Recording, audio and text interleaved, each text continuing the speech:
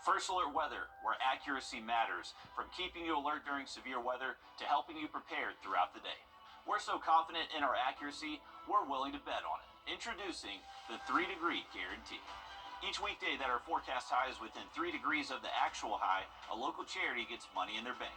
No other Augusta station is on your side the way we are, keeping you ready for anything and putting our accuracy to work. The First Alert Weather 3-degree guarantee, sponsored by Tub Doctor. This is not you. It's not me. Real people, real problems, real life solutions. Investigate TV Plus.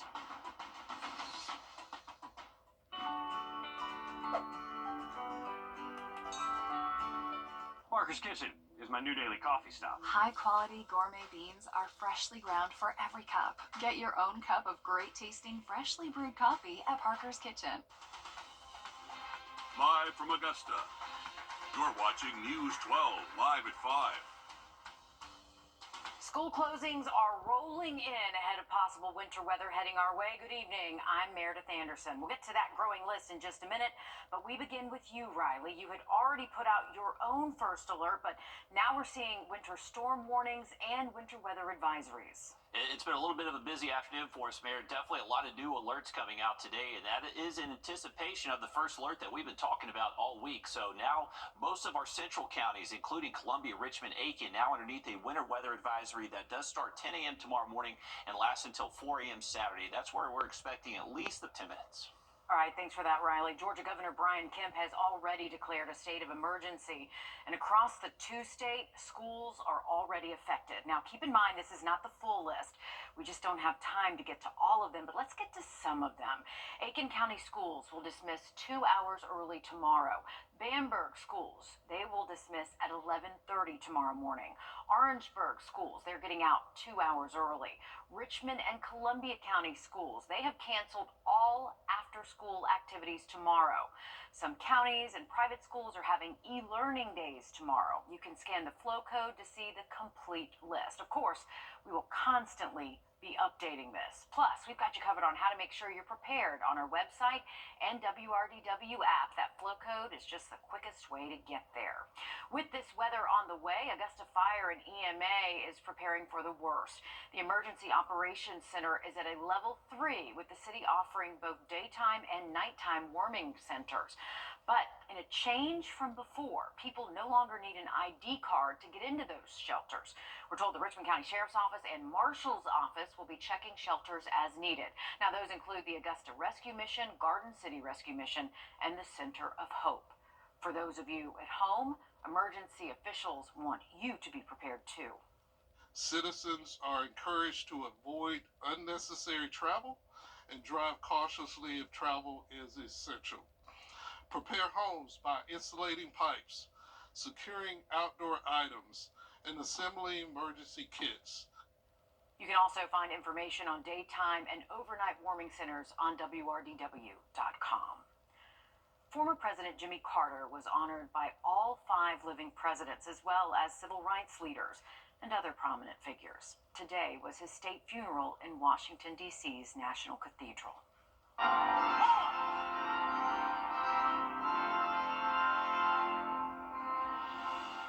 President Carter is known for his faith and his service to others, but he also left his mark on the government agency he created, the Department of Energy.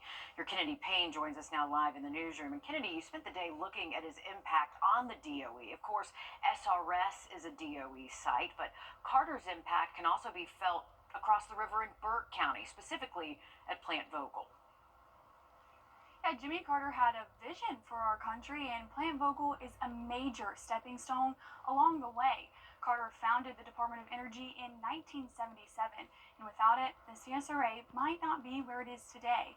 We're a hub for energy, especially Burke County. John Williams is with Southern Nuclear, and he says the DOE is an asset for Plant Vogtle, especially Units 3 and 4. The department provides funding and research for the plant. Carter's goal was to make America energy independent, and Plant Vogtle helps make his vision a reality. DOE for Plant Vogtle has been amazing. I mean, it just continues to underscore what President Carter wanted, which was energy independence. I mean, when he was in office, we were struggling with energy issues of the 1970s, and needing to have our own energy independence. And Plant Vogel 1 through 4 is just a continuation of that. And we spoke with Plant Vogel about Jimmy Carter's legacy and how they credit him for where their company is today. And we'll have that full story all new on News 12, live at 5 in the next half hour. All right, thank you, Kennedy. I don't think a lot of people realize President Carter was behind the DOE. Carter's impact also reaches McDuffie County and the McDuffie Museum. We spoke to Lewis Smith today, a historian in Thompson, who highlighted Carter's ties to the county. He says relatives of the former president lived there 4 or 5 generations ago. Smith traced the lineage of the Carters from Wrightsboro to moving west of Sandersville, Screven County, and then eventually moving over to Plains. I wanted to prove that was done, so I went online and I found the book written by Jeff Carter about the family, and I bought a copy and I read it, and it starts mentioning those things. It was just something I wanted to find out for myself, but also for the community. Former President Carter's body is heading back to Plains, where he will be buried next to his wife. The Aiken County Coroner's Office says a 72-year-old woman is dead tonight after a crash on Silver Bluff Road today. The South Carolina Highway Patrol says the head-on 2-vehicle crash happened near Bonnie Lane. The victim has been identified as Sylvania Simpkins. Officials say the driver of the other vehicle was not hurt.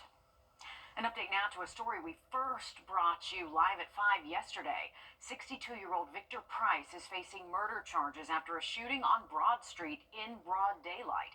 Deputies say Prince shot and killed 41-year-old Quincy Fields. It happened in the stretch by the Imperial Theater. Fields was shot at least once in the chest and died at the hospital. Prince faces murder and weapons charges. Today, Washington County Chief Judge Robert Reeves received a public reprimand in court. Now this, after the judge was under investigation on 58 counts of judicial misconduct.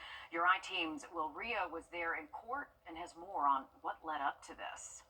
Documents filed with the Judicial Qualifications Commission, or JQC, which conducts investigations and hearings about complaints of ethical misconduct by Georgia judges, shows formal charges filed against Judge Robert Reeves on November 16, 2022. The reason for the charges: to determine if Judge Reeves violated the Code of Judicial Conduct. In these 56 pages of documents, 58 counts are written out against Judge Reeves. Those counts detail incidents of alleged improper comments like this one in 2021. While Judge Reeves was talking to attendees, a man started to leave the courtroom. Judge Reeves then made this comment. This happened in an open court with members of the public, members of the bar, and other court personnel present. From at least 2016 through 2022, Judge Reeves allegedly engaged in a pattern of improper behavior that, at a minimum, gave the appearance of constituting sexual harassment and or bias based upon the gender of various females involved in the Middle Judicial Circuit court system. The documents allege that included inappropriate contact with lawyers and stating they should wear bathrobes and bathing suits during virtual hearings. Another charge includes Judge Reeves' participation in a promotional video with the Sunshine House, which regularly has employees testify at the Superior Court of the Middle Judicial Circuit in cases involving child sexual and physical abuse cases. In conclusion, the director of the JQC is seeking disciplinary action for the above stated violations of the Code of Judicial Conduct. In January, Judge Reeves gave his response to the formal charges, saying he denies most of the allegations or lacks knowledge of most of them ever happening. A few months later, in May, Judge Reeves files a motion to dismiss the charges against him. He claims the formal charges fail to state a claim for discipline for habitual intemperance, and most of the formal charges allege non-judicial conduct and therefore fail to state a claim for discipline for willful misconduct in office. 2 months later, in June, Judge Reeves' dismissal was denied by the JQC because the allegations contained in the formal charges, when taken as true, constitute violations of the Code of Judicial Conduct and warrant discipline. Reeves did not speak at today's reprimand.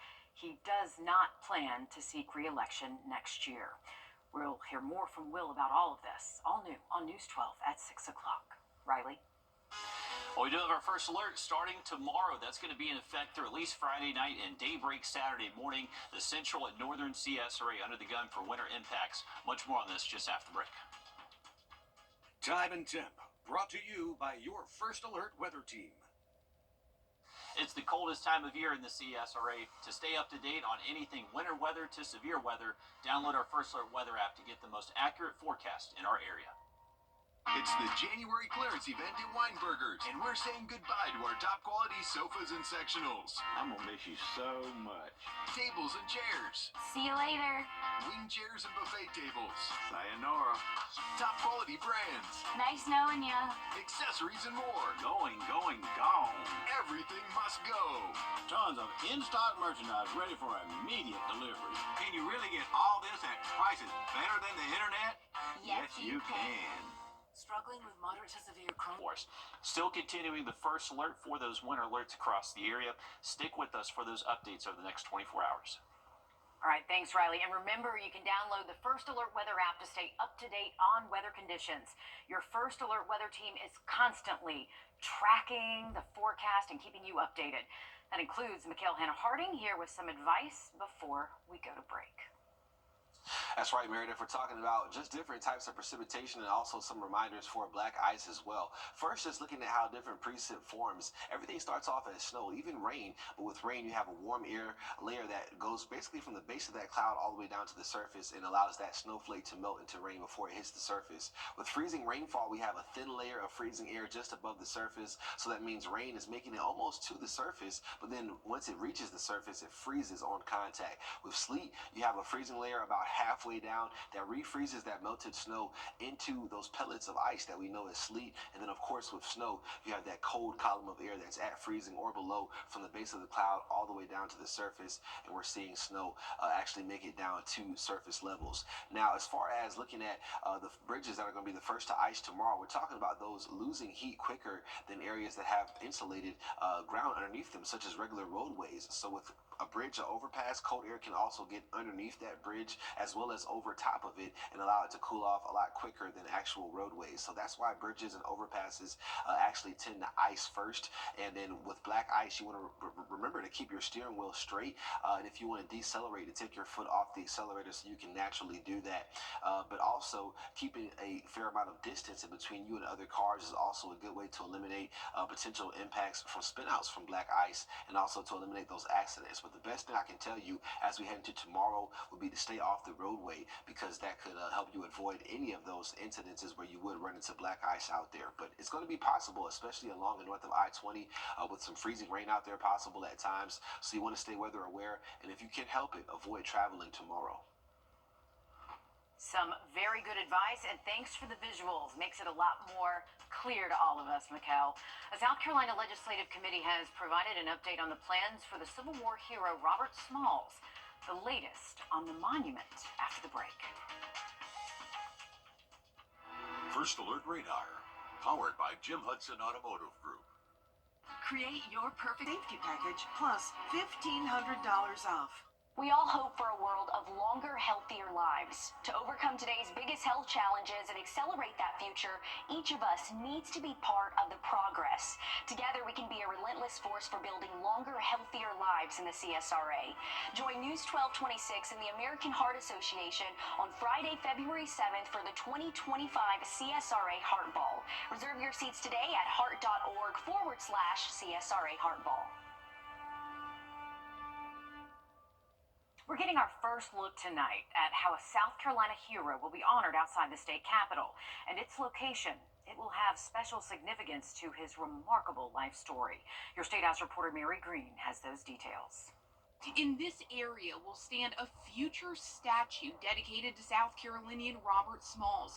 It'll be the first monument on the grounds outside the South Carolina State House honoring an individual African American. Just the feeling of actually making it across the finish line right here is like it's a surreal feeling, because we're sitting here making history together as black, white, tall, short, Republican, Democrat. It's just an amazing thing that we're all on board with. Here's what the monument will look like with this design from sculptor Basil Watson, picked by a committee predominantly of state lawmakers. It'll commemorate the life of a man born into slavery in Beaufort, who sailed himself, his crew, and their families to freedom on a Confederate ship during the Civil War, and later served South Carolina in the state legislature and Congress. The monument will sit atop a base, which the committee suggested include panels with biographical information about Smalls and a quote from a speech he gave during South Carolina's 1895 Constitutional Convention. The Monument Commission had some conversations about other options that more overtly depicted the story of Smalls' life, but ultimately decided this one fits in with the style of existing statues on State House grounds. The simplicity of the statue of one man on a pedestal who is equal to the other people that are memorialized on our State House grounds is the best depiction. Now, the monument will be right outside the visitors' entrance to the State House, which lawmakers hope students especially see when they come for field trips. The Monument Commission will now get to work raising money for the statue, which they plan to do entirely from private donations. We'll be right back after the break. Brace for less. It's the coldest time of year in the CSRA. To stay up to date on anything winter weather to severe weather, download our First Alert Weather app to get the most accurate forecast in our area. Whenever I felt I had a question, they were always, what if there was a place where every kid got a chance to be great? There is a place. Milton Hershey School. We're more than a school. We change lives. And you can be next. This is the First Alert Winter Weather Special. We're going to take a look at all different types of winter weather we can see here in the CSRA, and also how to keep your home and pets safe. It's the First Alert Winter Weather Special. Tune in January 10th at 3 p.m. Trust Chief Meteorologist Riley Hale for your First Alert.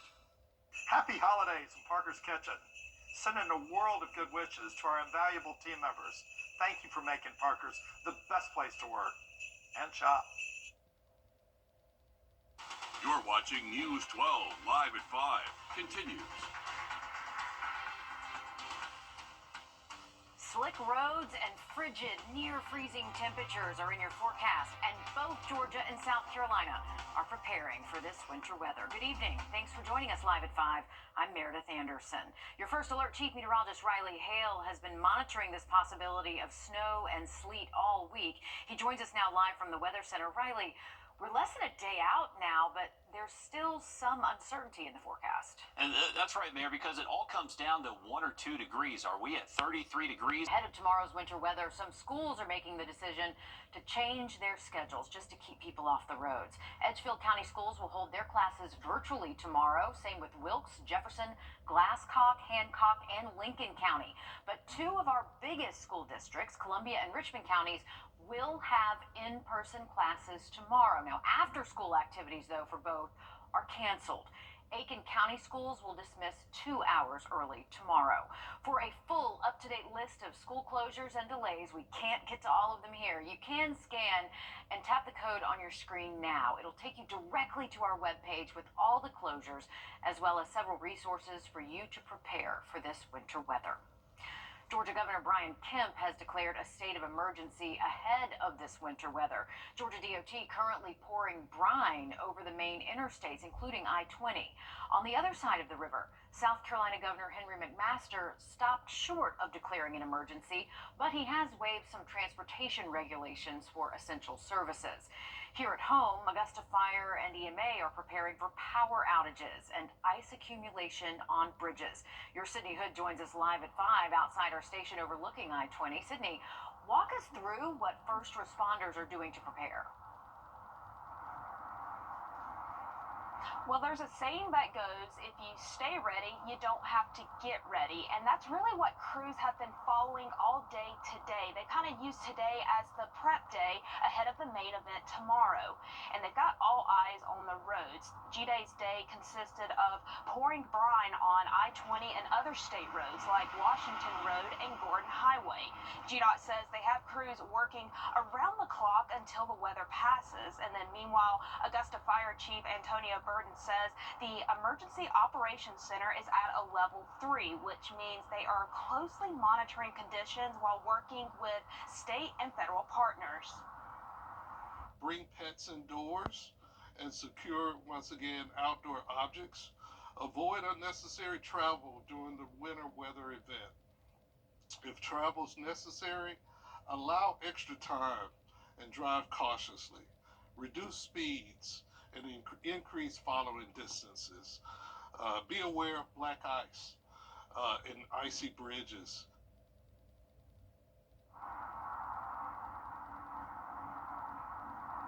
And then starting tonight, Augusta will have crews scattered all across the county putting salt on the roads, on bridges specifically. They say they're focusing on bridges because they say bridges tend to ice up the fastest. And that's, again, goes back to what they were saying about tomorrow. They want you to avoid any unnecessary travel if possible. Are not used to driving in this, and no one likes driving in ice. I don't care how experienced you are. It's just too dangerous. Thanks for that, Sydney. Today, a Washington County chief judge received a public reprimand in court. This after he was investigated for 58 counts of judicial misconduct. Judge Robert Reeves is accused of making inappropriate contact with lawyers and displaying a pattern of improper behavior dating back to 2016. Your Wrdw has covered this story from the beginning and was in court today. At the Emanuel County Courthouse, Judge Robert Reeves was read his public reprimand for judicial misconduct over his 7 years in office. Now, this entire hearing lasted about 7 minutes, and Judge Reeves didn't say a word before, during, or after this hearing. Judge Reeves immediately walked into the courtroom and stood in front of a handful of people as he was read his public reprimand. This consisted of another district judge reading portions of Judge Reeves' 58 counts of judicial misconduct, which included inappropriate contact with lawyers, particularly females in the court system, and inappropriate behavior. In July of 2024, the Supreme Court of Georgia agreed with the opinion of the JQC panel and ordered Judge Reeves be suspended for 30 days without pay, which he already served in September. The judge went on to say that any repetition of this conduct or any similar conduct could end in severe punishment from the JQC in the future. Judge Reeves has already said that he will not seek re-election beyond his current term, which lasts until December of 2026. In Emanuel County, Wrdw on your side. Thank you, Will. An 83-year-old man is dead after a fire in Waynesboro. Authorities say the fire happened around 5:30 this morning on Water Street. The victim, identified as Sidney Gordon, lived at the home. One person was found alive in the home and suffered smoke inhalation. The Georgia State Fire Marshal's office is investigating the cause of the fire. Former President Jimmy Carter is heading home for the very last time. Live at 5, the final day of funeral services is underway at the same Baptist church where he once taught Sunday school. The day will end with a private ceremony for the family. He will then be laid to rest along his lifelong companion, Rosalind Carter, at their home in Plains. Later this year, their home could become a historical site. Flags will fly at half-staff until the 28th at all federal buildings in his honor. And as the state of Georgia says goodbye to its former president and governor, we're taking a final look back at Carter's legacy. It was during his term that the Department of Energy was founded. Your Kennedy Payne joins us live at 5 in the newsroom. And Kennedy, for local impacts, you don't really have to look any further than Plant Vogtle and SRS. Well, our area directly benefits from the Department of Energy through their relationship with SRS and Burke County specifically with Plant Vogtle as a stepping stone for Jimmy Carter's energy dream. A vision for the future. The amount of energy being wasted, which could be saved, is greater than the total energy that we are importing from foreign countries. President Jimmy Carter founded the Department of Energy in 1977. He took 3 government agencies, consolidated them down to 1, and basically we have the DOE today. And without it, the CSRA might look a little different. The whole CSRA, when you flip a light switch, you're getting power from Vogtle, which receives funding from the DOE. More than $12 billion in loans provided to the owners of the Vogtle site, so significant benefit from the Department of Energy for Vogtle's Unit 3 and 4. Carter's goal, make America energy independent, and Vogtle is powering that plant. It's the largest source of electricity in the United States. American nuclear technology, that's obviously resources that we're not having to import from other parts of the world. Georgia is where it all started for Carter's energy mission. Plant Hatch is our oldest plant. Jimmy Carter was the first visitor to Plant Hatch because he recognized the importance of understanding nuclear technology. And he carried it out in Washington. When he went to the White House, he was able to take, that knowledge from being governor here and what Georgia's done in nuclear energy and put it on a broad scale. In Burke County, Kennedy Payne on your side. And Plant Vogtle has an economic impact on the CSRA too, offering more than 1,200 full-time jobs to those right here in our community. Thank you, Kennedy. We're learning something new about President Carter every day. A potential strike has been averted between ports and shippers. The two groups, which represent longshoremen and the ports, say they have reached a tentative agreement a week ahead of their deadline. The ratification of this deal, that could take weeks, but in the meantime, a strike is no longer looming on the horizon. There was concern among ports on the East Coast, including Savannah's ports, that a strike could cause a major disruption and, of course, shortages. Riley? Well, we still have that first alert running for areas near and north of I-20. We are expecting minor to moderate impacts from ice and some sleet. We'll have much more on this forecast just after break. Time and Temp, brought to you by your First Alert weather team. Help us feed hungry. It's going to be touch and go tomorrow, but right now that first alert looks like it is going to verify, folks. Make sure you are preparing for winter weather tomorrow. We'll be out of here, though, by the time we wake up Saturday. All right, thanks, Riley. And don't forget, stay up to date with our First Alert weather app. You can scan the code on your screen now with your phone to get to the App Store. You can personalize your notifications so that you are getting the weather updates that matter to you most. Our app is completely free to use, and it can be a real lifesaver, let me tell you. It was a fun-filled day for local students as they took to the lanes at Bolero. More than 100 athletes from Richmond, McDuffie, and Columbia counties competed in the Area 9 Special Olympics. This is a friendly competition that allows the students to show off their skills while competing for first through fourth place individually and in teams.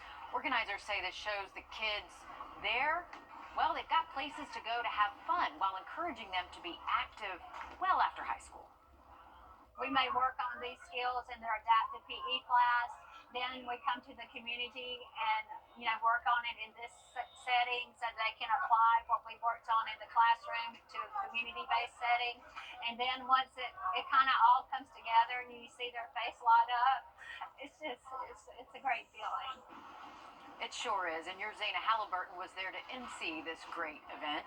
Many of the students who competed today will go to the state Special Olympic Games in Atlanta at the end of the month, and we wish them the best. Brewing coffee at home is pretty simple. Brewing beer, well, that can take days. I'm Jamie Tucker at CES in Las Vegas, where we're going to take a look at a gadget that eliminates almost all the work at brewing craft beer. First Alert Radar, powered by Jim Hudson Automotive Group. Check out the newest strength equipment at Planet Fit. We all hope for a world of longer, healthier lives. To overcome today's biggest health challenges and accelerate that future, each of us needs to be part of the progress. Together, we can be a relentless force for building longer, healthier lives in the CSRA. Join News 1226 and the American Heart Association on Friday, February 7th for the 2025 CSRA Heart Ball. Reserve your seats today at heart.org/CSRA Heart Ball. Augusta Richmond County residents are paying more for water and stormwater fees. But is your money flowing where it should? Your IT team uncovers millions in storm water revenue diverted to payroll while drainage issues leave neighborhoods in disrepair. Didn't expect that it would be my child, so that's why I kept calling the city. So what's the point of the stormwater fee? Your IT team investigates where your money is going tonight at 6 o'clock. The Consumer Electronics Showcase is happening now in Las Vegas. Excuse me. One of the biggest tech attractions this year is Tech for the Home. Your consumer tech reporter Jamie Tucker is at CES this week for us, and he shows us some gadgets that might be in your home in the future. What the Tech, sponsored by Augusta Preparatory Day School. If you have friends who brew their own beer, you know they're pretty popular, and they take a lot of pride in the process. It can take weeks before they have the fruits of their labor. But there's a new high-tech beer brewing kit that eliminates just about all the hard work. Yeah, we're Igulu. We're an automated home beer brewing machine.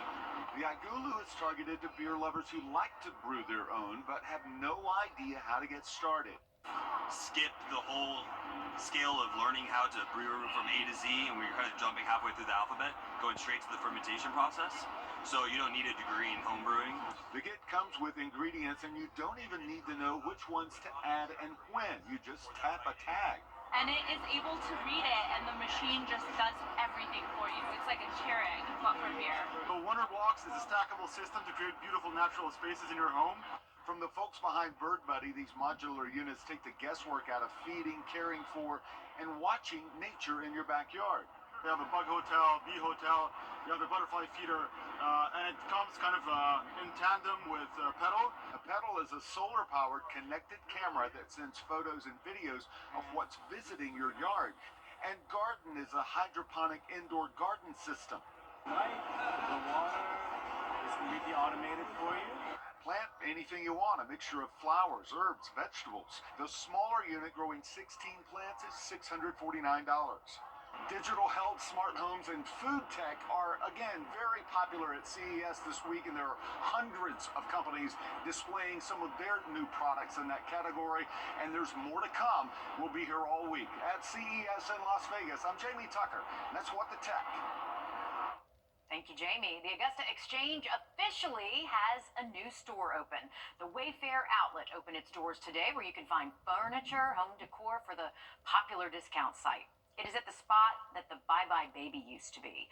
Georgia is now one of only 7 states to have its own Wayfair outlet space. It's going to be popular, Riley. Oh, yeah, my wife is already saying we got to make a trip there, so getting prepared for that. Hey, minor to moderate ice impacts expected across the CSRA. Wherever we have winter weather advisories, at least minor impacts to daily life, but expect disruptions to your daily life if you're underneath a winter storm warning. Wilkes, Lincoln, McCormick, Saluda, Edgefield, and Tolliver County. Another look at this forecast just after the break.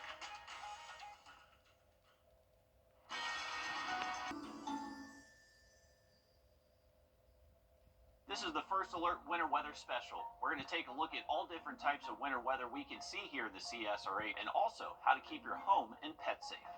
It's the First Alert Winter Weather Special. Tune in January 10th at 3 p.m. Welcome back. It is going to be a cold evening and night ahead. We're already down to 41 degrees. Dew points at 12, so temperatures will drop very quickly now that the sun is going away. Clear skies, calm winds, at least up until midnight. Heading into tomorrow, we'll wake up with cloud cover. Temperatures will be close to freezing, and then that precipitation will likely start to work its way into the CSRA by around 9-10 a.m. Initially, it should be a wintry mix, most likely a mixture of some snowflakes, some sleet. That will continue up until about midday. Once we get later into the afternoon, that's when temperatures are starting to cool off, and now we're having to worry about some freezing rain occurring across the area. So if you can stay off the roadways late into the day tomorrow into tomorrow night, that's going to be ideal. Here's a look at the system. Temperatures near freezing as this precipitation is falling at midday into the afternoon. So if you're at 33, you're just seeing generally cold rain, but if you're at 32, that's when the ice does start accumulating. So make sure you are staying updated on the forecast. We'll be here tracking it. All right, thanks for that, Riley, and thanks for joining us for Live at 5, News 12 at 6 o'clock, coming up next. It's the coldest time of year in the CSRA. To stay up to date on anything winter weather to severe weather, download our First Alert Weather app to get the most accurate forecast in our area. Having Ken Nugent